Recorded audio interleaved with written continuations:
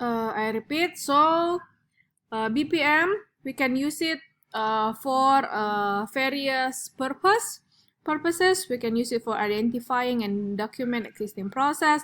We can create models of improved business, capture and enforce business rules for performing processes, integrate existing systems to support process improvements, verify that new processes have improved, and measure impact of process changes on key business performance indicators. Nah, sekarang kita akan mengoverview pengembangan sistem-sistem yang ada.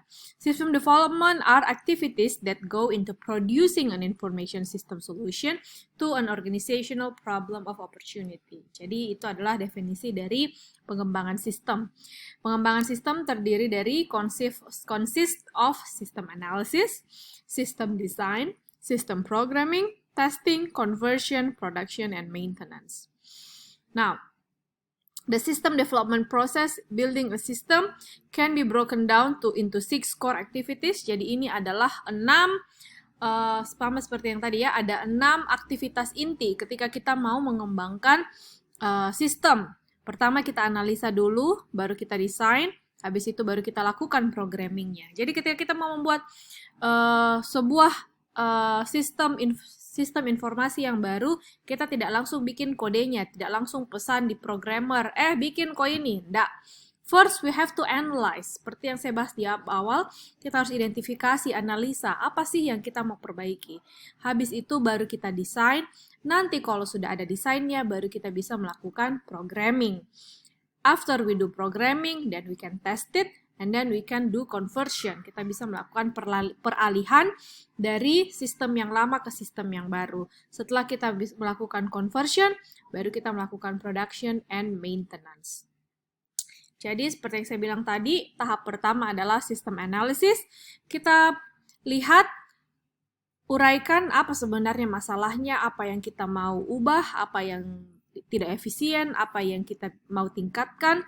Nah, di sini termasuk juga melakukan feasibility study atau studi kelayakan. Apakah solusi yang kita punya itu layak dibikin atau tidak?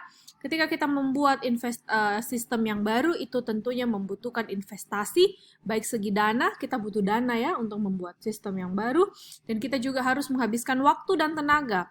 Nah, worth it enggak? Perlu enggak sih kita melakukan sistem yang baru itu? Nah, kemudian apakah teknologi baru apa yang kita butuhkan untuk melakukannya? Apakah kita punya skill-nya? Apakah kita bisa melakukannya secara internal atau kita harus outsource? Seperti itu. Misalnya ya, kalau perusahaannya is a tech company, jadi perusahaan misalnya seperti Tiket, Gojek, mereka kan perusahaan teknologi ya, mereka biasanya information systemnya juga akan dilakukan secara internal. Tapi perusahaan-perusahaan seperti misalnya Lotte atau perusahaan seperti Garuda atau jangan Garuda, misalnya dia butik begitu, H&M, apakah dia butuh membuat sistem informasinya sendiri? Dia kan punya bisnis utama jualan baju. Apa ketika dia mau mengembangkan sistem, dia bisa bikin feasibility study, studi kelayakan. Tim internalku mau saja yang bikin atau saya outsource, cari orang yang jago, perusahaan yang jago untuk bikin ini, baru nanti dia kerjasama dengan tim internalku yang kasih feedback, kita butuh apa, bagaimana kita mau ini, bagaimana culture-nya di perusahaan kita. Jadi itu, ketika di tahap pertama sistem analisis, kita analisa dulu, kita bikin dulu studi kelayakan. Nah, di sini kita di tahap pertama ini kita akan establish information requirement. Kita akan lihat apa-apa sih yang dibutuhkan. Tahap yang kedua, sistem design. Nah, di sini kita mendeskripsikan spesifikasi sistem yang kita mau, yang kita sudah identifikasi ketika kita melakukan sistem analysis. Di sini di sistem desain ini kita mengungkapkan semua solusi managerial, organizational, dan technological component yang dibutuhkan. Nah, dalam sistem desain ini kita harus tahu end user-nya siapa, end user mau apa. Begitu, user information requirement drive system building. Jadi kita harus tahu end user, pengguna akhir, siapa nanti yang mau pakai ini sistem. Jadi misalnya Gojek mau bikin desain yang baru, dia harus tanya, dia harus bikin focus group atau bikin survei, dia harus tanya sama drivernya. Drivernya mampu enggak? Drivernya harus dites. Maksudnya dia jangan sampai overcomplicated, drivernya tidak bisa gunakan gitu, terlalu canggih malah tidak bisa dipakai. Jadi harus dilihat itu contoh ya. Kalau misalnya di bank information system baru, lihat ke tellernya. Tellernya bisa enggak pakai? Tellernya suka enggak pakai? Maksudnya nyaman enggak? Kira-kira lebih bagus yang ini, yang baru atau yang lama? Jadi harus melibatkan end user, pengguna akhir. Nah, user itu kita harus tanya pendapatnya karena nanti mereka yang pakai gitu loh. Kalau kita tidak insufficient user involvement, kita tidak melibatkannya, itu biasanya akan mengakibatkan sistem failure gitu. Ya, jadi seperti itu. Overview of system development kita lihat di sini ada output, input, user interface ya, UI, ada juga user experience, biasanya UX, database design, control security ya. Ini semua adalah hal-hal yang kita harus perhatikan ketika kita mengembangkan sistem. Harus ada dokumentasinya, kemudian harus ada di training. Kita training dong kalau kita bikin sistem baru, siapa yang mau pakai, kemudian apakah dia mengakibatkan organizational changes. Kita harus mendesain ulang pekerjaan, mendesain ulang tugas, prosesnya, apa-apa saja yang harus dilakukan. Nah, kemudian ketika kita melakukan sistem development, yang ketiga adalah programming ya. Kita di sini kita membuat kodenya, ya di sini mungkin maybe us as a business student, we're not exactly the group of people to do this. We will give it to to the IT guys, to the jadi orang-orang yang bisa bikin codingnya, bikin programnya gitu. And then the next step is testing. We have to ensure the system produce the right result. Kita harus coba memang dia menghasilkan apa yang kita mau. Kita melakukan unit testing, system testing, acceptance testing, and then test plan. All preparation for series of tests. Jadi kita tidak langsung launching, tapi kita tentunya melakukan tes dulu yang cukup, yang memadai. Kemudian conversion, jadi di sini kita melakukan perubahan, process of changing from old to new. Jadi di sini proses berubah dari sistem yang lama ke sistem yang baru. Ada 4 strategi inti: parallel strategy, direct cutover, pilot study, phased approach. It requires end user training and finalization of detailed documentation showing how system works from technical and end user standpoint. And then also production and maintenance, system review.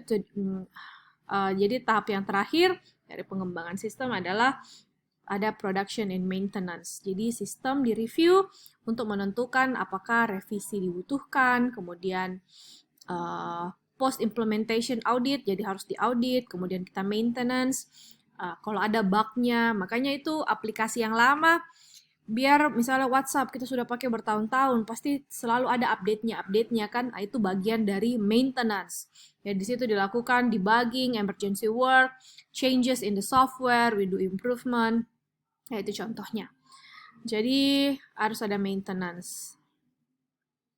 So, this is the overview of system development. Tadi ada 7 ya, sorry. Core activity dari ketika kita mengembangkan sistem baru, analisa, desain, programming, testing, conversion, and maintenance. Deskripsinya yaitu tadi seperti yang saya sudah jelaskan. Oke. Jadi di conversion tadi kita harus merencanakan siapa dulu ini yang kita mau kasih, end user mana dulu yang duluan. Biasanya di kantor pusat dulu, lama-lama sampai ke daerah yang diimplementasikan sistem yang baru. Kemudian bikin dokumentasinya, kita harus jadwal kapan ini usernya mau di-train. Contoh kayak Sikola itu sudah lama, tapi begitu harus dipakai secara massal selama pandemi, dijadwalkan kapan itu dosen-dosen di-training buat pakai gitu. Ya, seperti itu. Kemudian ada khusus timnya. Dulu Sikola itu timnya ada cuma tim intinya saja, tapi sekarang di tiap prodi sudah ada tim Sikolanya yang bertugas untuk membantu dosen-dosen mengaplikasikan Sikola. Jadi ada di train usersnya, dibentuk timnya, technical staffnya, dan lain-lain. Production and maintenance, seperti yang barusan saya jelaskan, operate the system, evaluate the system, and modify the system. Okay, the second part of what we are going to talk about is the methodology for modeling and designing system. Nah, ini metodologi yang paling prominent, artinya yang paling sering dipakai untuk mendesain sistem. Metodologi yang pertama adalah structured methodologies. Strategi yang kedua, metode kedua adalah object-oriented development. Structured methodologies artinya tekniknya itu step by step, dia dilakukan secara progresif. Kalau structured methodologies juga proses oriented, jadi dia berorientasi pada proses. Dia berfokus kepada modeling processes atau action yang memanipulasi data. Jadi dia memisahkan data dari proses. Biasanya ada data flow diagram yang dipakai, data dictionary, process specification, and structure charts. Nah, ini data flow diagram. Misalnya for university registration system.